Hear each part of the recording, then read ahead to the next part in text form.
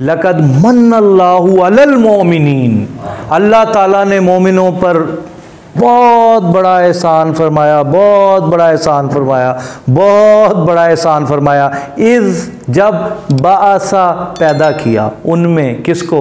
محمد رسول اللہ۔ اذ بعث فی الامیین رسولا، ان میں رسول پیدا کیا ہم نے۔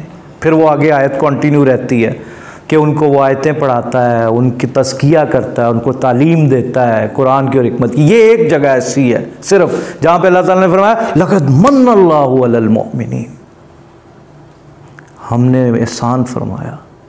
عجیب ہستی تھے محمد رسول اللہ صلی اللہ علیہ وآلہ وسلم، ساری عمر کسی سے ڈیبیٹ ہی نہیں کی حضور نے، یار کیا کردار تھا۔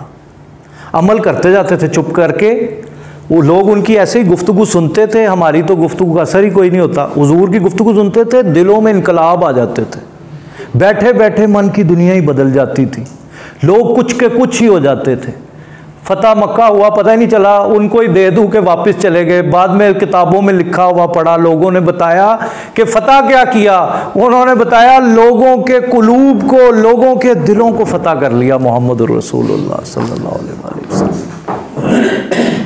صہیب رومی جب نکلے ہیں نا وہاں پہ ہجرت کرنے، تو مکہ والوں نے روک لیا، انہوں نے کہا یہ مال ادھر رہنے دو، کدھر جا رہے ہو؟ انہوں نے کہا میں ہجرت کرنے جا رہا ہوں، مدینہ جا رہا ہوں، سرکار دو عالم صلی اللہ علیہ وسلم کے پاس جا رہا ہوں۔ انہوں نے کہا کہ یہ یا تو تم جاؤ گے یا یہ تمہارا یہ مال دولت سب کچھ جائے گا۔